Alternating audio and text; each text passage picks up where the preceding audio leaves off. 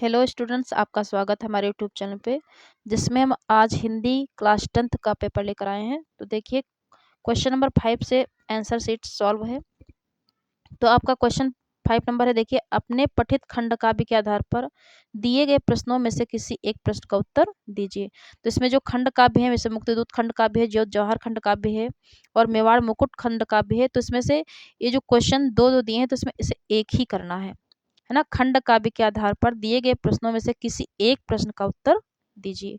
तो यहाँ पे दोनों का आंसर नहीं देना है कि एक खंड काव्य है तो इसका पूरे का आंसर देना है आपको। एक खंड काव्य से दोनों क्वेश्चन में से एक क्वेश्चन का आपको आंसर देना है।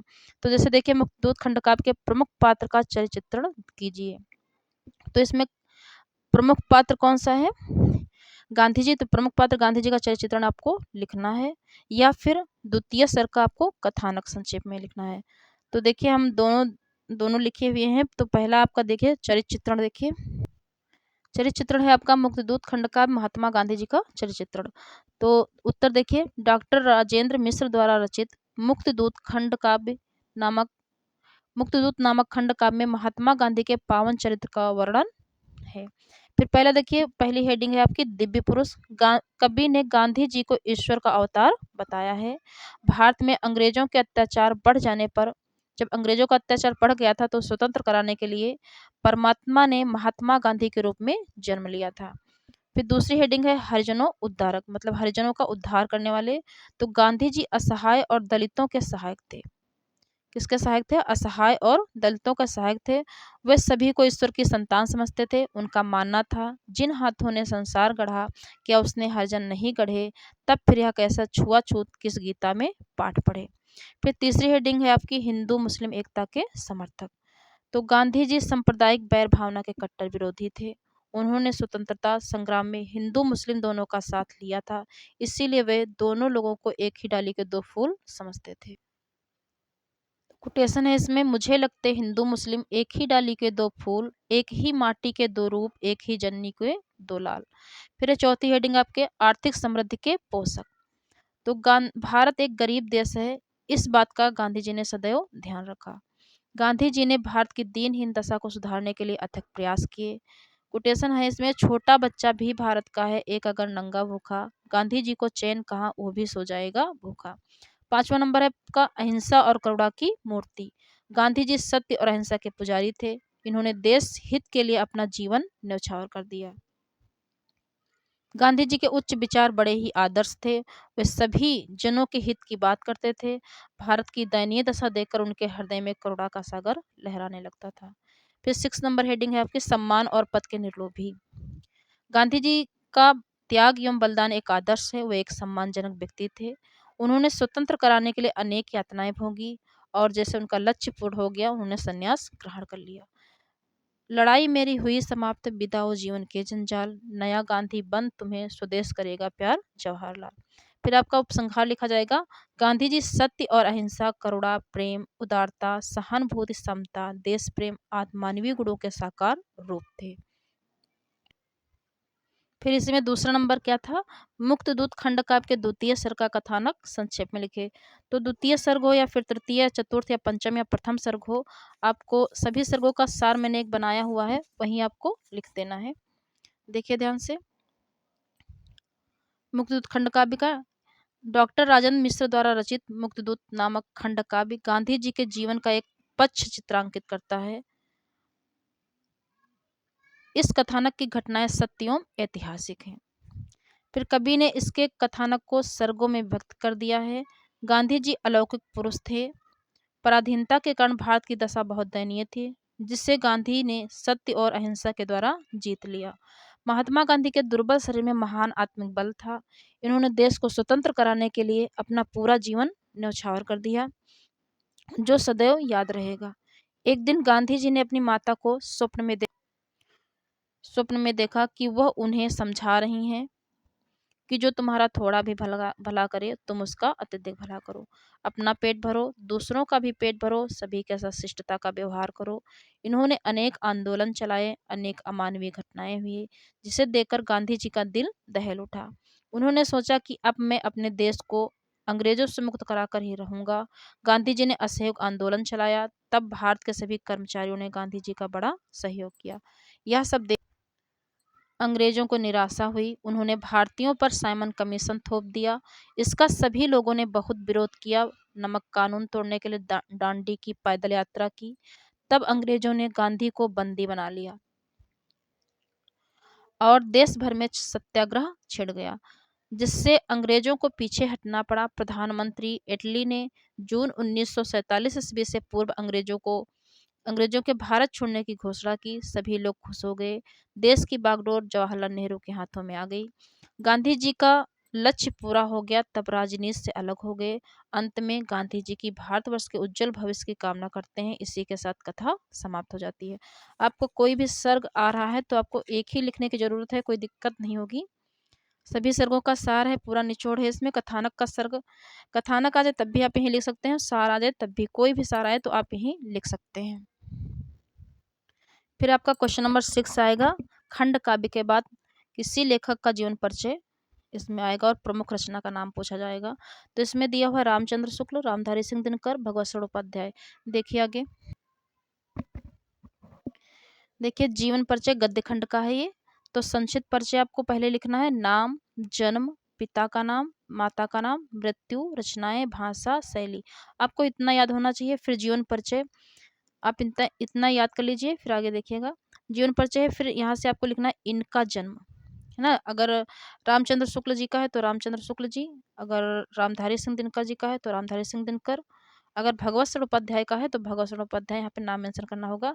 फिर इस इतने में हुआ था, इनके पिता का नाम जो भी है वो यहाँ पे लिखना है, इनकी माता का नाम ऐसे यहाँ पे लिखना है। इनकी शिक्षा दीक्षा उच्च कोटि के माध्यमिक स्कूल में हुई। ये पढ़ने में बहुत होशियार थे। ये अत्यंत साहसी एवं आत्मविश्वासी थे। इनको हिंदी, गुजराती, बांग्ला, अंग्रेजी, संस्कृत आदि भाषाओं पर अच्छा अधिकार प्राप्त था। जब आपको यहाँ पे संक्षिप्त परिचय याद होगा तो संक्षिप्त परिचय में थोड़ा सा ऐड करके इसमें आपको लिख देना है। इन्होंने अपनी कर लेखनी से हिंदी साहित्य को आगे बढ़ाया और इन्हें अनेक उपाधियों से सम्मानित एवं अलंकृत किया गया। इन्होंने अनेक कृतियों का संपादन करके हिंदी साहित्य की सेवा की। यह महान साहित्यकार, यहाँ पे फिर नाम मेंशन करना है, मैं इस संसार से विदा हो गया। फिर साहित्य में स्थान आपको लिखना है, ये हिंदी के विशिष्ट सेवक एवं प्रचारक थे। आगे देखिए, आचार्य रामचंद्र शुक्ल हैं और जयशंकर प्रसाद, डॉक्टर राजेंद्र प्रसाद, पद्मलाल पुन्नालाल बख्शी। चार आप याद कर लीजिए, चारों में से एक कोई ना कोई जरूर आएगा। तो संक्षिप्त परिचय अगर आपको याद होगा तो आपका जीवन परिचय बन जाएगा। फिर देखिए आचार्य रामचंद्र शुक्ल का संक्षिप्त परिचय देखिए, नाम आचार्य रामचंद्र शुक्ल, जन्म 1884 ईस्वी, अगोना जिला बस्ती में हुआ था। इनके पिता का नाम चंद्रवली शुक्ल है और माता जी का नाम विभासी देवी है। इनकी शिक्षा इंटरमीडिएट थी और जाति ब्राह्मण है। फिर पुरस्कार इनको मिला है साहित्य अकादमी और पद्म भूषण से इन्हें सम्मानित किया गया है। इनकी भाषा हिंदी, उर्दू, संस्कृत और अंग्रेजी है। शैली है विचारात्मक, गवेषणात्मक और सूत्र शैली है। इनकी मृत्यु 1941 ईस्वी में हो गई। रचनाएं इनकी हैं चिंतामणि, रसमीमांसा और मित्रता। फिर आगे देखिए जयशंकर प्रसाद जी का, नाम जयशंकर प्रसाद, जन्म 1889 ईस्वी काशी में। फिर है पिता का नाम देवी प्रसाद और माता जी का नाम मुन्नी देवी। शिक्षा इनकी हुई है काशी विश्वविद्यालय में, जाति है वैश्य और पुरस्कार मिला है मंगला प्रसाद पारितोषिक। भाषा इनकी हिंदी, उर्दू, संस्कृत और अंग्रेजी है। शैली है भावात्मक और चित्रात्मक। मृत्यु हुई है 1937 ईस्वी में। रचनाएं हैं चंद्रगुप्त और स्कंदगुप्त। फिर आगे देखिए डॉक्टर राजेंद्र प्रसाद, नाम डॉक्टर राजेंद्र प्रसाद, जन्म 1884 ईस्वी। आचार्य रामचंद्र शुक्ल का जन्म और डॉक्टर राजेंद्र प्रसाद का जन्म 1884 ईस्वी में दोनों लोगों का हुआ है। फिर पिताजी का नाम है महादेव सहाय, माता का नाम कमलेश्वरी देवी। शिक्षा है एमए और एलएलबी। जाति ब्राह्मण। पुरस्कार भारत रत्न से इन्हें सम्मानित किया गया है। इनकी भाषा सरल और सुबोध खड़ी बोली है। शैली है भाषण शैली और साहित्यिक शैली। मृत्यु 1963 ईस्वी। रचनाएं हैं भारतीय शिक्षा और भारतीय संस्कृति। फिर है आगे आपका पद्मलाल पुन्नालाल बख्शी। तो पद्मलाल पुन्नालाल बख्शी संक्षिप्त परिचय इनका देखिए, जन्म है 1894 ईस्वी। पिता का नाम पुन्नालाल बख्शी, माता का नाम मनोरमा देवी। शिक्षा बीए, जाति बख्शी जाति है। पुरस्कार इन्हें साहित्य वाचस्पति। भाषा सरल सुबोध खड़ी बोली, शैली भावात्मक विचारात्मक। मृत्यु हुई है 1971 ईस्वी। फिर रचनाएं हैं पंचपात्र, कुछ बिखरे पन्ने। अगर आपको संक्षिप्त परिचय अच्छे से लर्न है तो आपका जीवन परिचय लिख जाएगा। इसी में थोड़ा सा ऐड करके आपको पूरा लिख देना है। जीवन परिचय गद्य खंड है, चारों में से एक 100% आपका आएगा ही आएगा। तो आपको अच्छे से संक्षिप्त परिचय लर्न कर लेना है। उसके बाद देखिए पद्य खंड। क्वेश्चन नंबर 6 का ही खा नंबर देखिए, निम्नलिखित कवियों में से किसी एक कवि का जीवन परिचय देते हुए उनकी एक प्रमुख रचना का उल्लेख कीजिए। तो यहाँ पे सूरदास जी हैं, माखनलाल चतुर्वेदी हैं, सुभद्रा कुमारी चौहान। तो देखिए आगे जीवन परिचय पद्य खंड का, रसखान, बिहारी, सूरदास और तुलसीदास। चारों आपको लर्न करना है, इसमें से आपका 100% आएगा। तो देखिए रसखान जी का मैंने यहाँ पे लिखा है संक्षिप्त परिचय। नाम रसखान, जन्म है 1533 ईस्वी, दिल्ली में हुआ था। गुरु का नाम है इनके गुसाई विठलनाथ और भाषा इनकी ब्रज भाषा है। शैली मुक्तक शैली और पद शैली है। रस है भक्ति रस। छंद है सवैया और कवित्त। इन्होंने अपने अलंकार प्रयोग किया है अनुप्रास और रूपक। मृत्यु हुई है सन 1618 ईस्वी। रचनाएं हैं इनके सुजान, रसखान और प्रेम वाटिका। जीवन परिचय देखिए वो छोटा सा है। रसखान कृष्ण भक्ति शाखा के कवि थे। इनका वास्तविक नाम सैयद इब्राहिम था। इनका जन्म लगभग सन 1533 ईस्वी में दिल्ली में हुआ था। इनके गुरु का नाम गुसाई विठलनाथ था। इनका उपनाम रसखान यथानामः तथा गुणा पर आधारित था, क्योंकि इनके एक सवैये में वास्तव में एक रस के खान हैं। सन 1618 ईस्वी के लगभग इनकी मृत्यु हो गई। फिर से देखिए रसखान कृष्ण भक्ति शाखा के कवि हैं। इनका वास्तविक नाम सैयद इब्राहिम था। इनका जन्म लगभग 1533 ईस्वी दिल्ली में हुआ था। इनके गुरु का नाम गुसाई विठलनाथ है। इनकी भाषा ब्रज भाषा है और इनका उपनाम रसखान यथानामः तथा गुणा पर आधारित है, क्योंकि इनके जो सवैये हैं वास्तव में वो रस के खान हैं, इसी वजह से इनका नाम रसखान पड़ा। सन 1618 ईस्वी लगभग इनकी मृत्यु हो गई। साहित्य में स्थान आएगा तो आपको लिखना है सूरदास जी का हिंदी साहित्य में अद्वितीय स्थान है। अगर बिहारी का आ जाए तो साहित्य में स्थान ऐसे भी लिख सकते हैं, बिहारी जी का हिंदी साहित्य में अद्वितीय स्थान है, सूरदास जी का हिंदी साहित्य में अद्वितीय स्थान है, या फिर तुलसीदास जी का हिंदी साहित्य में अद्वितीय स्थान है। तो आगे देखिए बिहारी का संक्षिप्त परिचय है यहाँ पर। नाम बिहारी, जन्म सन 1603 ईस्वी। इनका जन्म स्थान है बसुआ गोविंदपुर गांव में इनका जन्म हुआ था। इनके पिता का नाम केशवरा है और रचना है इनकी बिहारी सतसई। इनकी भाषा ब्रज है और शैली मुक्तक है। इनकी मृत्यु 1663 ईस्वी में हो गई।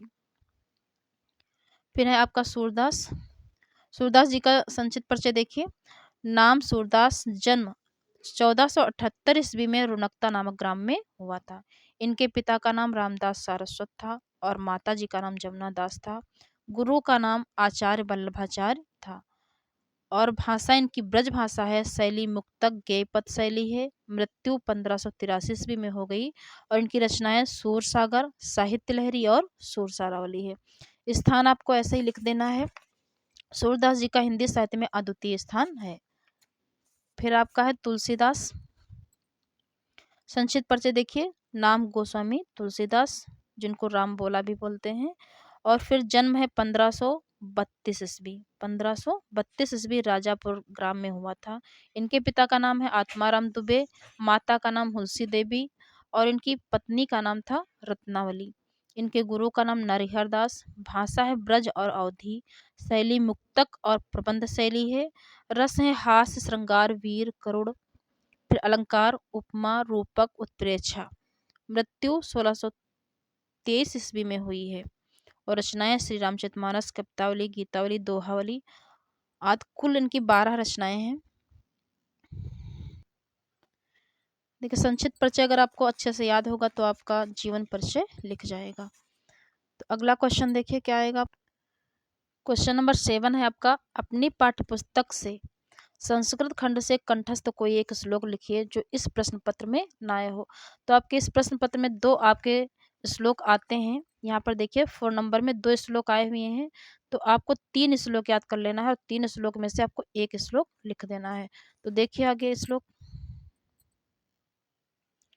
श्लोक देखिए, अपनी पाठ्य पुस्तक में से कंठस्थ कोई एक श्लोक, कंठस्थ हो आपको एक श्लोक करने पड़ेगा। 3 श्लोक याद कर लीजिए, बस आपको उसमें से एक लिख देना है। देखिए जी मैंने यहाँ पे लिख रखे हैं, मरणम मंगलम यत्र विभूतिश्च विभूषणम कौपीनम यत्र कौशेयम सा काशिकेन मीयते। मरणम मंगलम यत्र विभूतिश्च विभूषणम कौपीनम यत्र कौशेयम सा काशिकेन मीयते। दूसरा है आपका बंधनम मरणम, बंधनम मरणम वापि जयो वापि पराजयः उभयत्र समो वीरः वीरभाव ही वीरता।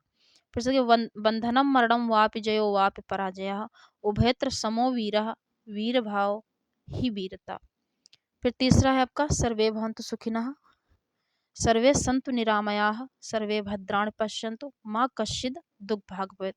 आपको इसको लिख के याद करना है वरना वर्ड मिस्टेक हो सकता है। फिर से देखिए, मरणम मंगलम यत्र विभूतिश्च विभूषणम कौपीनम यत्र कौशेयम सा काशिकेन मीयते। बंधनम मरणम वापि जयो वापि पराजयः उभयत्र समो वीरः वीरभावो ही वीरता। सर्वे भवन्तु सुखिनः सर्वे सन्तु निरामयाः सर्वे भद्राणि पश्यन्तु माँ कश्चित् दुःखभाग् भवेत्। क्वेश्चन नंबर 8 है आपका, अपने जनपद में किसी धार्मिक एवं ऐतिहासिक स्थल का वर्णन करते हुए अपने मित्र को पत्र लिखना है। तो इसमें कभी अपने मित्र को पत्र लिखने के लिए आएगा या फिर अपनी अपनी गली मोहल्ले की नालियों की समुचित सफाई के लिए नगर निगम के स्वास्थ्य अधिकारी को पत्र लिखिए, ऐसे भी आ सकता है। तो देखिए पहले मोहल्ले की सफाई का है ये। देखिए, परीक्षा भवन प्रयागराज, दिनांक ये 13 मई 2024-25 कुछ भी ऐसे एक्सेस करके लिख देना है आपको। सेवा में स्वास्थ्य अधिकारी नगर निगम गाजियाबाद। फिर विषय है आपका मोहल्ले की नाली और सड़कों आदि की सफाई के संबंध में। फिर इस पत्र के माध्यम से, है ना, इस पत्र के माध्यम से मैं आपका ध्यान अपने क्षेत्र की सफाई व्यवस्था की ओर आकर्षित करना चाहता हूँ। हमारा क्षेत्र एक घनी आबादी वाला क्षेत्र है। यहाँ की नालियों की गहराई का स्तर सारे क्षेत्र में एक सा नहीं है, जिसके कारण नालियाँ अक्सर भरी रहती हैं और गंदगी फैल जाती है। अधिक गंदगी से महामारी की गंभीर समस्या आ सकती है। अतः आपसे विनम्र निवेदन है कि इस समस्या की गंभीरता को देखते हुए हमारे क्षेत्र का निरीक्षण करें ताकि पत्र की सत्यता को जांचा जा सके। निरीक्षण तथा उचित कदम की प्रतीक्षा में। फिर आपको लिखना है साथ धन्यवाद प्रार्थी का खा गा। आप इसको अच्छे से याद कर लीजिए, इम्पोर्टेंट है आपका। दूसरा पत्र आपका आ सकता है, अपने जन्मदिन पर मित्र द्वारा भेजे गए उपहार के लिए मित्र को धन्यवाद पत्र लिखिए। तो धन्यवाद पत्र कैसे लिखना, देखिए उत्तर है आपका परीक्षा भवन आगरा, दिनांक प्रिय मित्र नमस्कार, मैं यहाँ पर कुशलता से हूँ। आशा है कि तुम भी अपने परिवार से सकुशल होंगे। कल तुम्हारा भेजा हुआ कोरियर मिला, उसमें मेरे जन्मदिन का उपहार तथा एक बधाई पत्र था। ये देखकर मुझे बड़ी खुशी हुई कि मेरे बताने से पूर्व ही तुम्हें मेरा जन्मदिन ज्ञात था। आपका भेजा गया यह उपहार तो मेरे लिए बहुत ही उपयोगी व कीमती है। तुम्हारा यह उपहार मुझे हमेशा तुम्हारी याद दिलाता रहेगा। शीघ्र ही बताना कि तुम मुझसे मिलने कब आ रहे हो, तुम्हारा इंतजार रहेगा। अंकल आंटी को मेरा प्रणाम कहना, मधु को स्नेह। फिर लिखना है आपको तुम्हारा मित्र का खा गा। इसी पैटर्न में आपको कोई भी आपका पत्र आ जाए आपको इसी पैटर्न में लिखना है। आगे देखिए क्वेश्चन आंसर। फिर आपका क्वेश्चन नंबर 9 आएगा, निम्नलिखित में से किन्हीं 2 प्रश्नों के उत्तर संस्कृत में दीजिए। विश्वासा केन वर्तते, भारत विजय न केवल दुष्कृह असंभव अपि इति कस्य उक्ति। थर्ड क्वेश्चन है, चंद्रशेखर स्वग्रहम किम अवदत्। चौथा क्वेश्चन है आपका, कह मुगल युवराजा उपनिषदाम अनुवाद पारसी भाषायाम कारिता। तो आंसर देखिए महत्वपूर्ण प्रश्नोत्तर है। तो इसमें से आपके 2 क्वेश्चन आएंगे। 20 मैंने क्वेश्चन लिखे हैं लेकिन 100% आपके 2 क्वेश्चन जरूर आएंगे। देखिए, वाराणसी नगरी कस्याः नद्या कूले स्थिता।